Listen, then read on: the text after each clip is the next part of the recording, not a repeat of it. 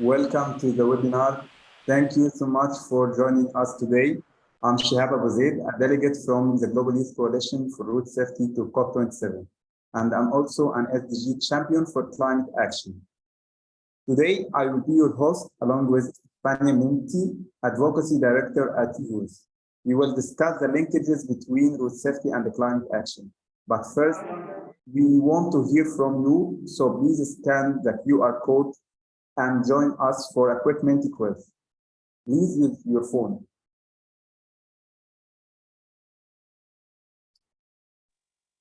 We can wait for just maybe 10 to 15 minutes, seconds. We have a very interesting question for you.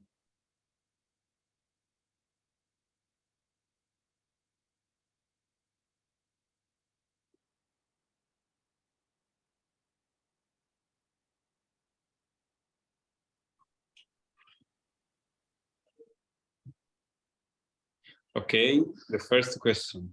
Where are you from? So we have 7 continents. So we expect to hear at least from 6 continents because we accept Antarctica. So, we have USA. Nice. North America. And congratulations for the winning of yesterday. Who else? Okay, we have Europe now, North America and UK. Sounds perfect. I would expect to find Africa. Anyone here from Egypt? I'm Egyptian, by the way. Botswana, nice, Africa. Latin America, what about Latin America? Uganda, nice. Sounds perfect. India, Asia, finally. Okay, sounds good. Next question, please. Okay, the second, this COP was expected, COP27 was expected to be African. So what do you think? This is the first one in Africa, or how many times was the COP hosted in Africa? Never? What about Egyptian one? Okay, never too. Okay. And okay. Yes. No one choose 5. Never. Okay. But it was here in Egypt this year.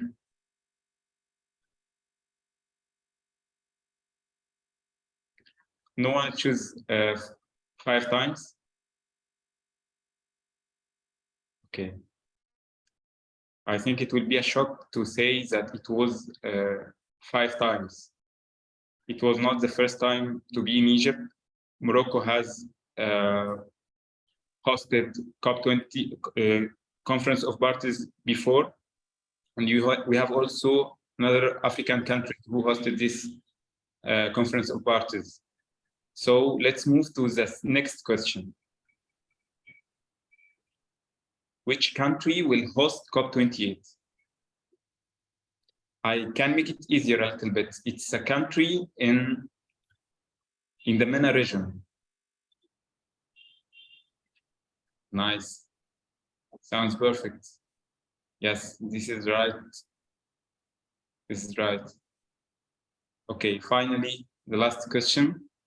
I think we can move to it. How is road safety connected with climate issues? And this is the topic of today's webinar. So I expect to find very interesting answers from the audience.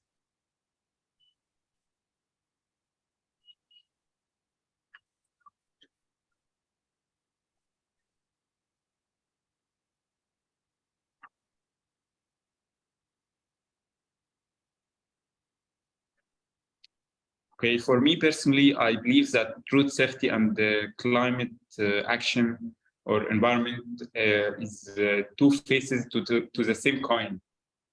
And it has many correlations, and they are interconnected in many issues like public health and economy and social justice, many things that we can depend on.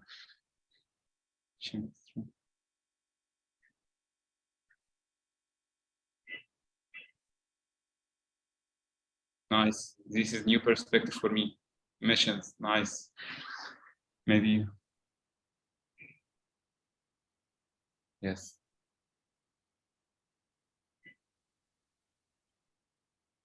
Yes, that's why I believe that the session of today will be very fruitful and very informative, because we will discuss this topic from different perspectives.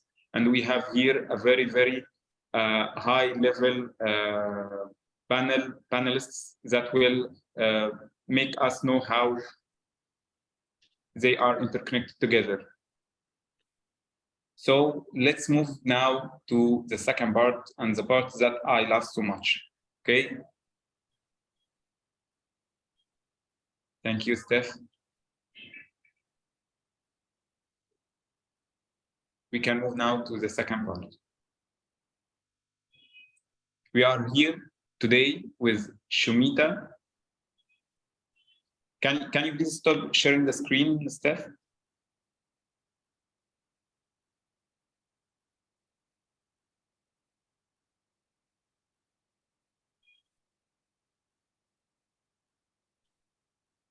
Nice. We are here today with Soumita Chakraborty, the writer of the policy brief. Soumita is a passionate young advocate of road safety and climate change from India, part of the Global Youth Coalition for Road Safety.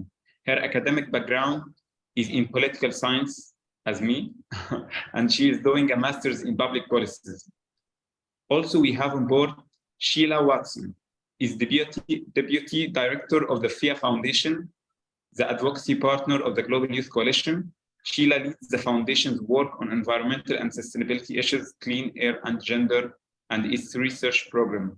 Sheila is also an economist before she worked as an advisor for the UK government on those issues. Now let's start with you, Soumita.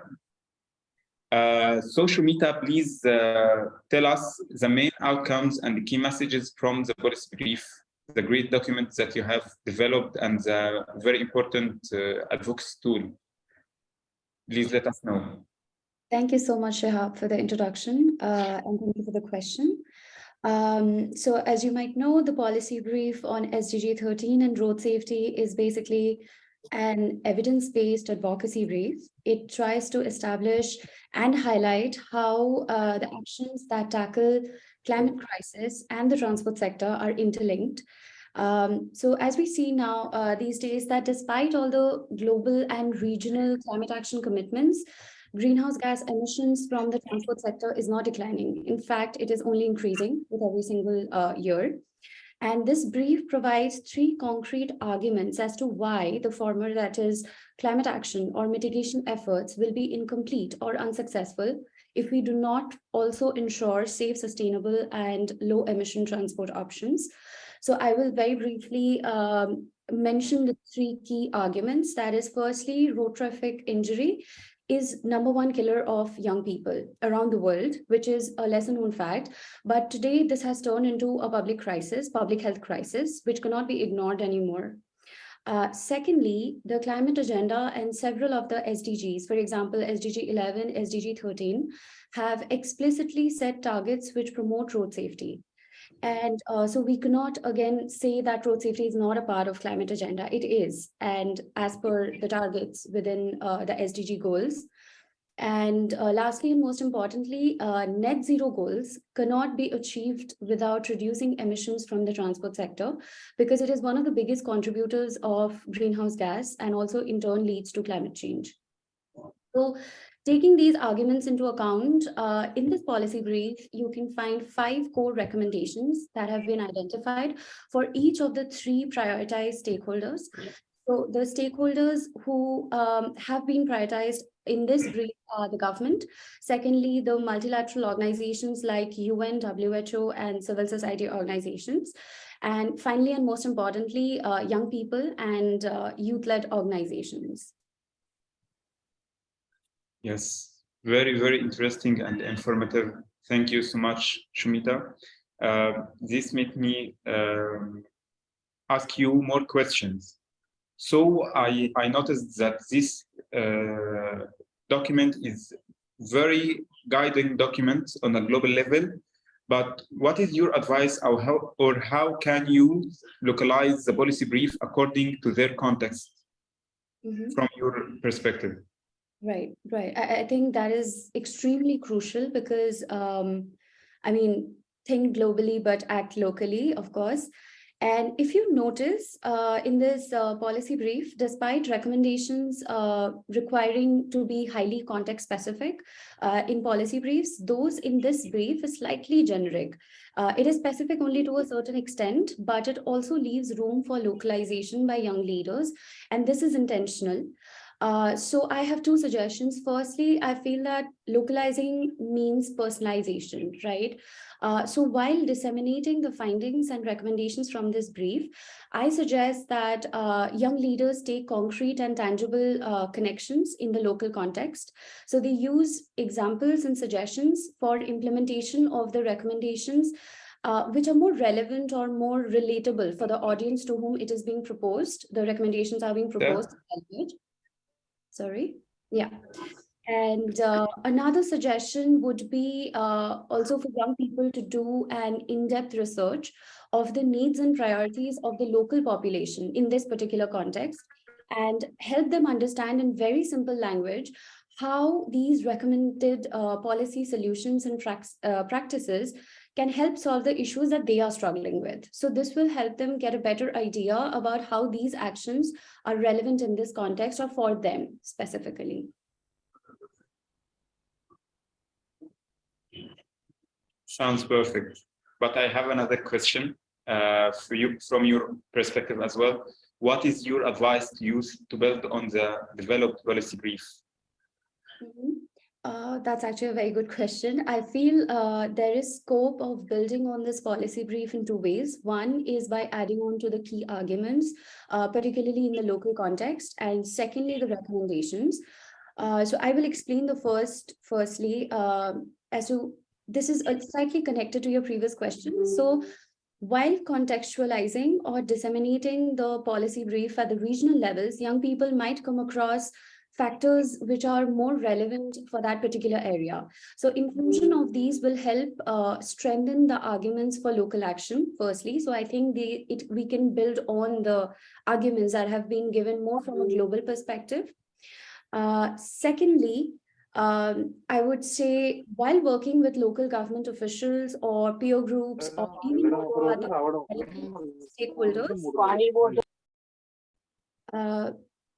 other stakeholders, I feel more region-specific action points or policy solutions can come up. So I feel like though it will and perhaps even more effective to take these recommendations or these practical solutions into account. So I feel these are the two areas where you can build on the policy brief.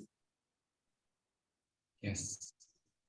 Very, very, very promising and very interesting for me. Now we can move to Sheila. According to the IEA, which is the initials for International Energy Agency, states that the transport has the highest reliance on fossil fuel of any sectors and accounted for 37% of CO2 emissions from induced sectors in 2021. The expectations from COP27 was to phase out all fossil fuels as we in a transition to sustainable mobility in cities. However, the results of COP27 revealed a failure, even to mention fossil fuels. So my question is, how can the city of tomorrow transform its transport sector to enable inclusive and low carbon transport on the levels of policy action and technology? Thank you very much for that question, Shehab. And it is a very important question. It's the whole question. It's the big question. There are so many different things that we all have to do, but at the end of the day, it's about acknowledging that we're on an unsustainable path. It's definitely about sorting out some of the big policy issues. Fossil fuel subsidies is a key one. Moving towards renewable energy, another key one. Those are the sorts of things that have to be settled at the very highest level, but they sit next to a whole range of things which we each can influence in our own mobility patterns and the choices that we make. So from moving away from motorized mobility wherever we can, and walking, cycling, and using shared mobility as much as is possible in our daily lives. And estimates suggest that given the average length of most journeys, which is actually very short, that we could supplement 70% of the journeys we make in vehicles currently simply walking and cycling, so zero carbon options.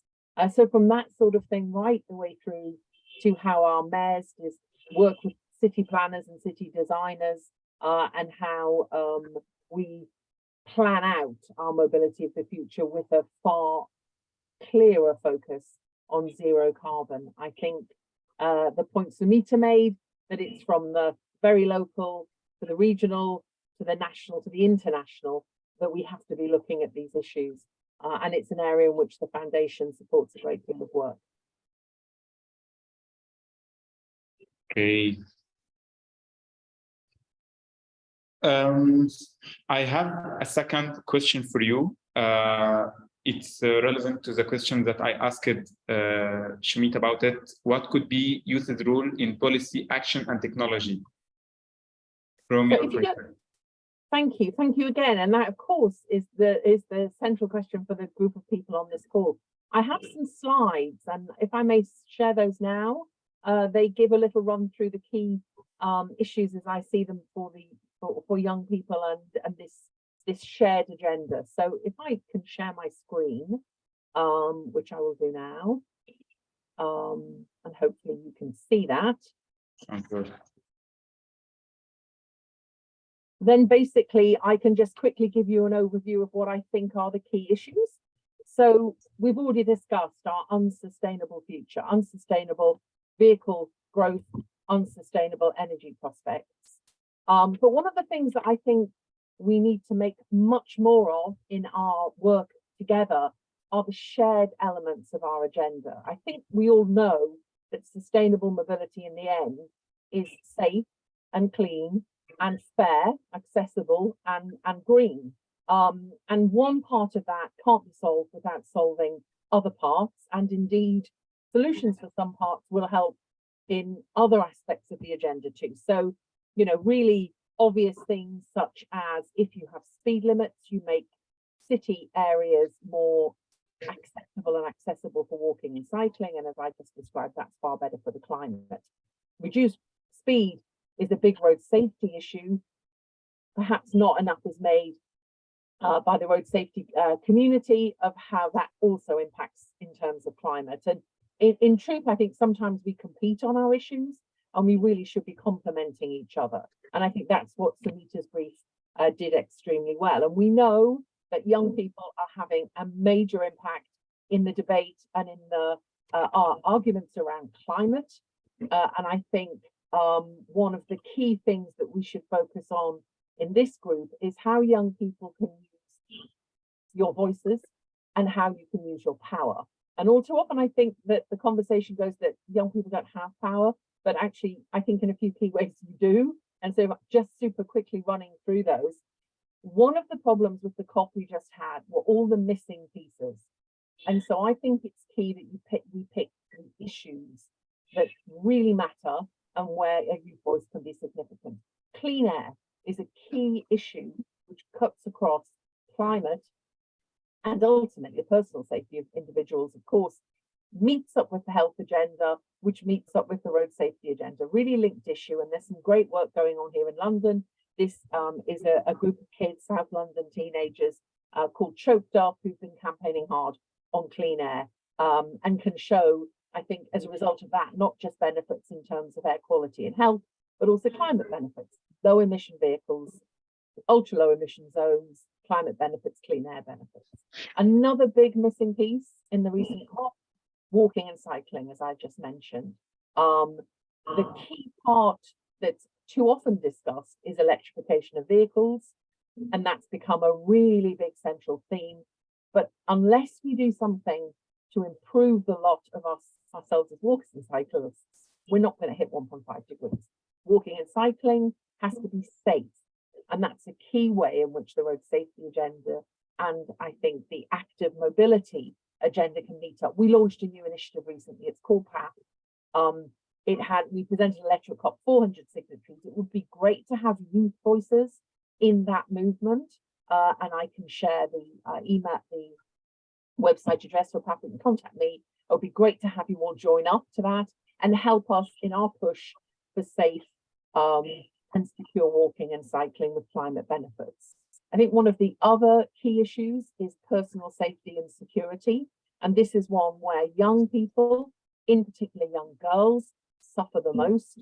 Again, I think this is a really important shared agenda, because if our shared mobility, which is our climate friendly mobility, isn't safe, particularly for our young women, then they're not going to use it, their families are not going to use it, we are not going to move forward on sustainable mobility. And of course, they are going to continue to fail to access health services and education. That's another good issue where I think we have common cause. And there are lots of reasons, obviously, why young people should and are angry about the climate. It's your future, far less mine.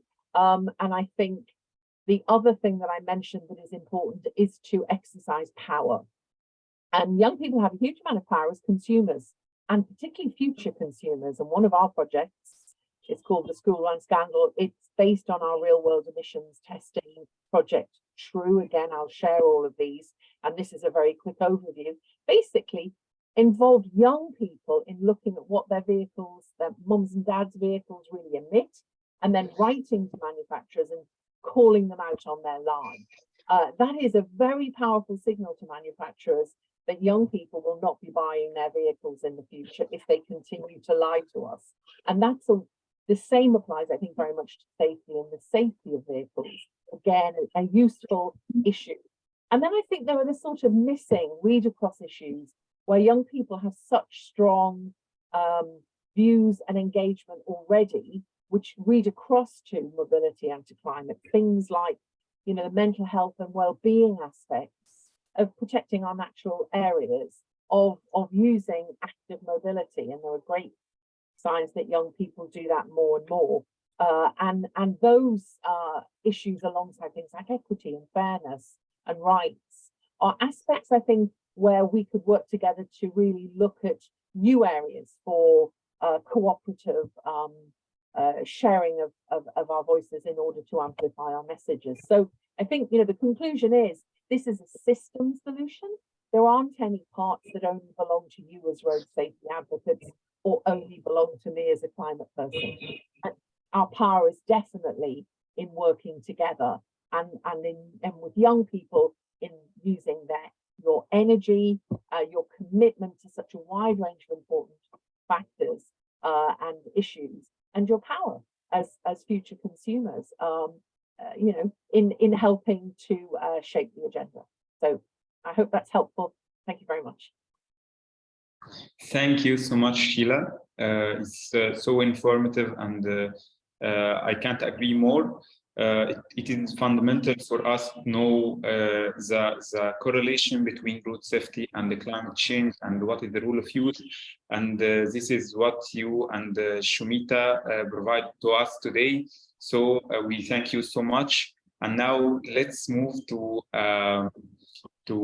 a Q&A session with the youth delegation at COP17 and COP27.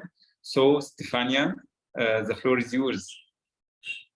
Thank you so much, Shehab, Sheila, and Soumita for your insightful idea. Just to wrap up what Sheila suggested about youth taking power into action on climate issues and also on road safety, I'm very proud and delighted to moderate this session with such inspiring young advocates on road safety and climate action. And firstly, I want to congratulate and introduce Omnia El Omrani. She is the first COP President Envoy on Youth, and she was the chairperson of the Second World Youth Assembly for Road Safety in 2020, and one of the youth leaders funding the Global Youth Coalition for Road Safety. So for the first time in COP, Omnia, there was also your role and a youth and children pavilion. And you are a human rights activist and a woman from Africa. So we want to hear from you, how were these achievements reflected in the negotiation that you have been part of? Yes, first of all, thank you so much for having me. Can you hear me? Yes. Okay, perfect. And it feels like going back home. So yeah, in terms of, you know, I can tell you how we started and how we got there, because as you said, this is the first time in COP27 as the presidency in Egypt. We really believed in the meaningful engagement and participation of youth, and we wanted to do things differently. And that is why we started thinking about the presidency team as one that facilitates the negotiation process, but there never existed a direct link between the presidency and what youth-led organizations and young activists in climate change. And it was always a very big gap in terms of how they work together. So that is why we decided to establish a new position, which is a youth envoy, to be the link between the needs, the challenges, as well as the solutions that young climate leaders have, and translated directly into the work, the planning process of COP, as well as the negotiation process within COP and the post-COP period, because the presidency runs for an entire year. So kind of having a dedicated youth program within the presidency space. And of course, we know that there has been the Children and Youth Constituency, which is Yongo. It has existed since 2009. So we also wanted to have a way to meaningfully engage them in the work of the negotiation process. And the second thing that we wanted to also change, because every year right before COP, we have the Conference of Youth. We've been doing it for 17 years, which is COI. And every year at the end of COI, there's a Global Youth Statement, which is a policy document that represents the voices of youth globally across the year before COP. And it has specific policy asks that focus on climate adaptation, mitigation, loss and damage, human rights, gender, and so on. And then every year we take this Global Youth Statement, presented or welcome it to the presidency, and that's it. And we decided to change that. And for the first time, we had a youth climate dialogue, which is a policy forum that took place on the presidency's thematic day on youth. And we had 2 roundtable discussions. We invited ministers, negotiators, and chairs of country groups to sit on the same table as young practitioners and experts. Youth were given the floor first, to speak first, to share their inputs and to share their policy asks as well as their questions. And then the policymakers would answer. And the aim was, we wanted to break down the silos between what the policymakers do and young people. It's not a panel or a separated discussion. It's a dialogue of co-creation. And based on these roundtables, one was on adaptation, loss and damage. The second was on mitigation and just transition. And based on that, we took notes and key takeaways that we then use to integrate in the final outcome. So the outcome of COP is known as the COP cover decision. And we called it the Sharm el-Sheikh Implementation Plan, or in other words, SHIP, which is a cool name we came up with. But this plan was so important because for the first time, we had a couple of articles on youth, but what's even more interesting, and it's for the first time we had language that specifically focused on children and youth, because we also had 2 dialogues for children and adolescents with ministers of education and human rights experts to really place climate change as a child education crisis and as a child rights crisis to a healthy environment. And then based on these dialogues, we were able to, together with UNICEF, Child Rights Connect, and Save the Children, integrate 3 articles on children and youth, A, on their participation at COP, being official representatives and negotiators on behalf of their countries, B, to urge future presidencies to have a children and youth pavilion, which was the first time there was a youth-led space by the young people, for the young people. And in that space, we had 2 weeks of events from 9 to 6, 7 p.m., all of them led by young people. We invited the policymakers to come to us, including the Prime Minister of Barbados, Mia Mottley, Mayor Robinson, all the different stakeholders and diverse ministers, and the COP president himself. And we had dialogues and conversations with them because we wanted to really enforce the idea that as young participants, we are partners to the climate agenda. We are not just victims, or we are not beneficiaries to the negotiations that are taking place. We have a say, and this needs to for us to bring the urgency that is needed and the action and the implementation. And then the third thing we had in the cover decision is that we had the appointment of youth envoy, and hopefully it can be a team of envoys, not just one person in the future. And then finally, we also had the mention and the recognition of the Global Youth Statement, the policy asks in that specific statement, and to have every year this youth climate dialogue, these roundtable discussions, so that every year we know that the Global Youth Statement is not going to waste. We are going to take that. We have the right conversations with the negotiators who are in the room negotiating on our behalf. And another very important achievement that we saw in Egypt was that there were many countries that had young climate negotiators, many European countries, as well in North Africa. Tunisia had 17 young negotiators. There was also the launch for the first time of a Climate Young Negotiators Academy, where they made an agreement with 22 countries to give one young person a full party badge for the sake of this academy, to train them, provide them with the funding that they needed to travel. And then they became negotiators, really translating the needs of young people, as well as working together to really bring in our perspectives and climate justice in the negotiations. Amazing. Thank you so much, Omnia. So basically, you are bridging the gap between meaningful youth participation and also children, and bringing their voice up into discussion during the climate conference. Thanks so much for explaining so detailedly to us the action plan that you organize and implemented. So other question, it's about what are the major, steps to take forward for you in your opinion? So what are the highlights? So you have implemented in the plan, so you have youth participation, children then, so what are the next steps? Yeah, I think COP was only the start. And as much as, how these milestones were so important because all of them are considered as first, but it's not anywhere near enough to how we should be part of the climate agenda. Because until now, we struggled so much to be included. Even if there is a pavilion for us, it's not us being in the negotiations. There are many young climate negotiators, but not all countries have them. And not all countries have a dedicated system to how it would work. So one step would be really doing a mapping exercise and looking at which countries have young climate negotiators, which countries have simply young climate representatives who come as observers, and what can we learn from that, and how can we push more countries to do the same. Another issue that we also face as youth and children is that we don't find any badges to go to COP. It's a problem that we always face. And this is something we're trying to push for, to assess how many young people attend COP, and then how can we increase the badges that are being provided to the conference to attend. Because right now it's so critical, because the negotiations are not about the present, they are about our future. We and the children of today are going to be the most impacted if we look at 2030, 2050 targets and goals. And now more children are losing their lives because of extreme weather events that are led by climate change. If you look at Pakistan, for example, over 400 children died, and so on in so many countries around the world. But at the same time, as youth, we are still not there yet. We are trying, but we need to have a more inclusive space for us. The most important thing as well is that countries develop their positions not at COP, way before COP. So we as young people need to first understand the complexity of the COP negotiations and learn how to influence our country positions back home before our countries start to go and negotiate on our behalf.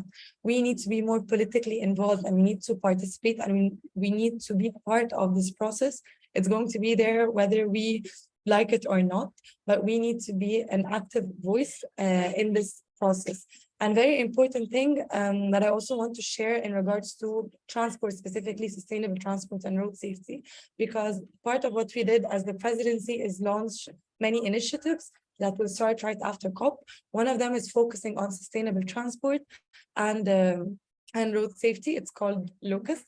And we also had this initiative as a way to mobilize and to motivate developing countries to, kind of, in a way, implement the Glasgow net zero vehicle pact, but in a way that developing countries can actually work on, because we need to also understand that there is a difference in capabilities and capacities, but especially as young experts in sustainable transport and road safety, we can really push for this agenda.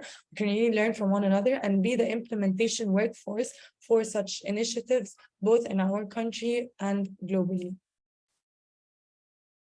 Amazing. Thank you so much. You made just a very great point that we need to start from local advocacy and then scale up at global level as well, right? So in this case, I'm going to ask some question to Shehab and Soumita, because they were a part of the young delegation participate from the Global Coalition at COP27. So Soumita and Shehab, so tell us about your participation there and some takeaways on the activity that you have taken part remotely or in person. So Soumita, do you want to go first?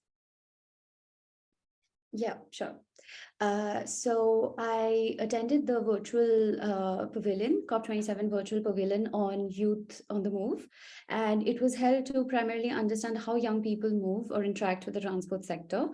And the discussion was basically on the premise that basically something what Sheila also mentioned earlier, that it's at a very young age that our behaviors are fixed as to how we travel. So it's the youth today and our behavior that will also determine the kind of transport options that we select tomorrow in future. So the discussions were mostly around are our needs represented, or are our priorities when it comes to us traveling or engaging with the transport sector represented, particularly in two aspects. One is transport planning, and secondly in transport policy development. So I feel like the discussion during the session was really very enriching, because the outcome was that young people, it came out from all the panelists that young people are often underrepresented when it comes to global or regional or even local transport planning, despite the efforts that we have seen young people have put in to generate awareness and lead the way for climate change, for a more sustainable future. So it emerged that from this discussion that young people are a central piece of this puzzle, and it is our future which is at the brink of uncertainty. So it's really important that the challenges are heard from us and not by excluding us. So there's a need that the valuable inputs of young people are also considered to solve these problems, to also get a more regional or localized perspective to these issues, particularly when it comes to transport planning and policy development. I think it was a very good and enriching experience, because also the panelists came from very different backgrounds. We had panelists. We also had the Director General of International Relations and Trade Policy of Canada. We got perspectives from corporates which are working in the locomotive industry, as well as from the private sector that are working on this intersectionality. And we also had a UNFCCC fellow.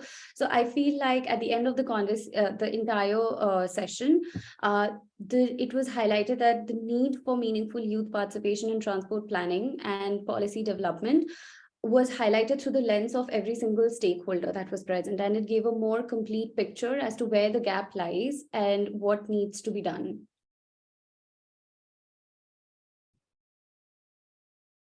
Thank you so much, Soumita. So Shehab, what about you and your participation? Okay, thank you, Steph. I believe that any mega event like the Conference of Parties should be a learning opportunity, a networking opportunity, and for sure an advocacy opportunity. For me, COP27 was divided into days. Each day focused on a specific topic. I was more curious about the Action for Climate Empowerment and Civil Society Day, which was in 15 of November, and also the Energy Day and Decarbonization Day. But I prefer to highlight the Action for Climate Empowerment agenda, as it can be a facilitator to sustainable mobility, and it's more relevant to road safety. Besides, I'm specialized in environment, and this is my specialization. The overarching goal of the Action for Climate Environment is to empower all members of society to engage in climate action, with a focus on the children and the youth, and also indigenous people, as they are considered the most affected groups who will suffer the consequences of climate change. I took part in a panel session in the Civil Society Pavilion in the Blue Zone to talk about the role of civil society and public engagement in the international and also national climate dialogue. In addition to that, I attended the Action for Climate Environment negotiations as part of an Egyptian initiative, including 12 civil society organizations, and we have developed a position paper that was presented during the negotiations. The Action for Climate Environment agenda is very promising. Therefore, I invite all youth to know more about this agenda and to try to find links with road safety to be able to secure funds and the technical support within the upcoming 4 years. And anyone who is interested about something like this, I invite him to connect with me or to contact me, and I will be happy to be with him. Finally, I don't know if you wanted to highlight this. Sharif. Okay. Sharif Al Khalil is one of the Global Youth Coalition delegates. He was supposed to be one of the panelists today, and unfortunately, has an emergency that prevented him to be here today with us. So he sent us a video. After then, I think that we can open the session for questions or any comments from any one of the audience. So can we share the video of Sharif, Steph? Yes, sure. I'm on it. Sure.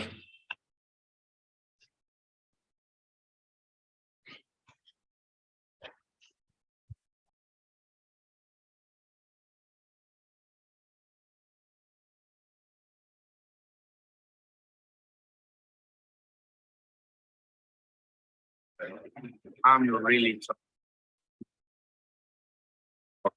Hello, today is the last day of the COP27. I'm really tired of talking so much in this call. Just I have a hope that decision makers come up with a great convention, with a great decision, and also we can come in the next year, COP28, with another idea or another objective. I hope that all the youth are here present in the COP27 to participate, also to give ideas and opinions in order for our future, our sustainable future. And also I hope that decision makers listen carefully to our needs, and I hope to see you again next year in COP28 in Emirates.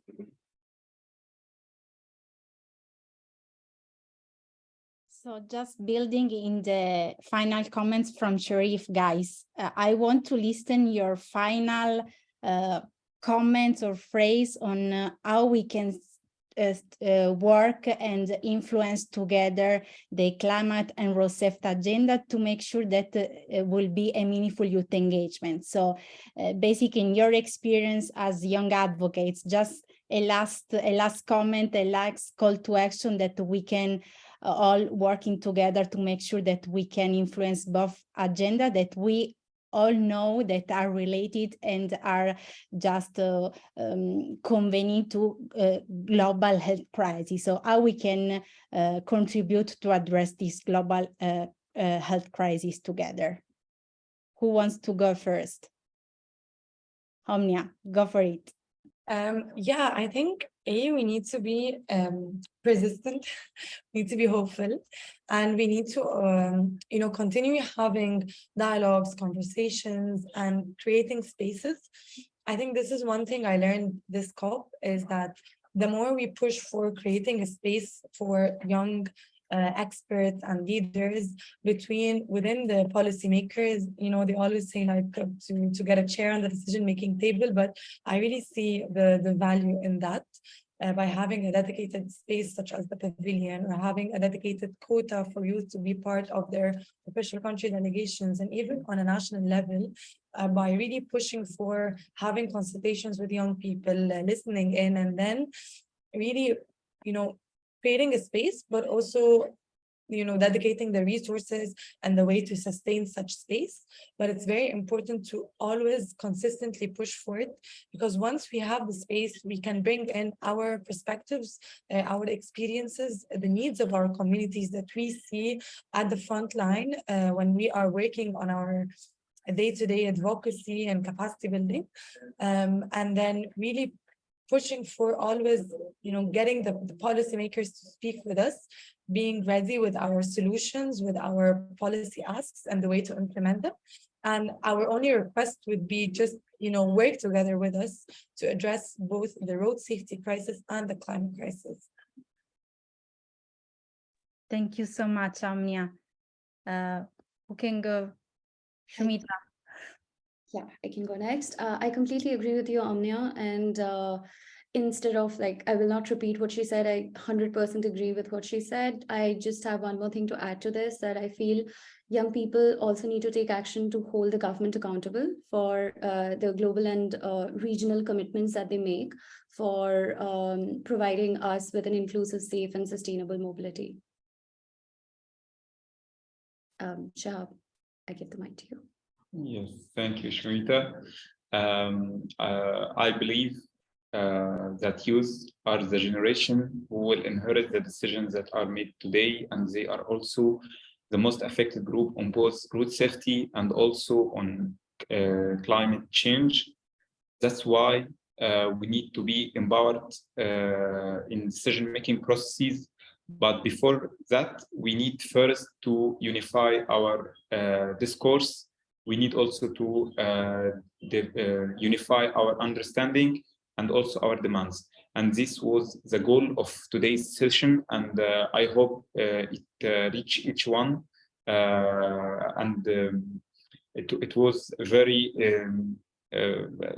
fruitful for me to attend this session today with you. That's it. Thank you so much. Thanks so much, Shehab. And Sheila, do you want also any final remarks from your side as your presentation, and you just start spotting that the youth are taking action, giving some examples? So do you have any kind of recommendation now we can work in and together and prepare youth to be meaningfully engaged in the next COP for the next year? Well, I think, I'm way out of the cohort age-wise, so I can only sort of report on what I see. I see a massive amount of energy, and I think it's really worth reflecting on the fact that as someone who's attended many a COP, the energy at COP, and in some senses actually the global view of COP, so instead of it being an invisible UN meeting, it became a globally known event, was because of youth voices.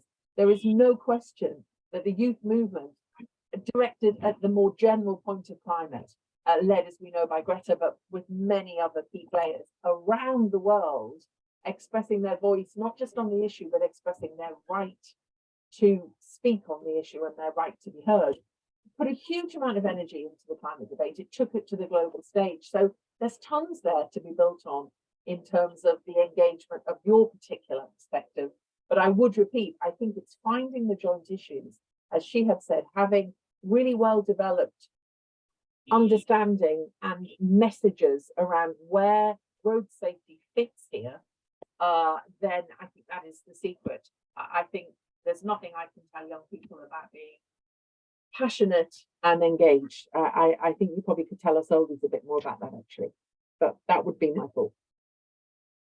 Thank you so much, Sheila, and everyone. So basically, guys, now you can go to our website, Claiming Our Space, download the policy brief, and use it when you are just going to knock the door at the policymaker and decision maker at your local or regional level, and explain the linkage between road safety and climate action. And and we are here as a community to support you on your local advocacy efforts. And thank you so much for everyone joining. Thank you for the panelists. Thank you for our brilliant moderator, Shehab. And just last quick note, if everybody can open your camera so we can just have our group pictures.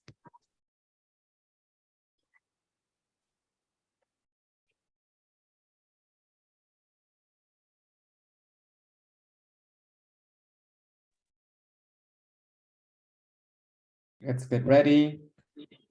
Let's wait for a couple more. Okay. Just wait for a second. Let's wait for more people to join. Let's please turn on your cameras, guys. We can take a picture. So big smiles, please. 1, 2. Press one. One more. More. 1, 2, 3. There you go. Thank you, guys.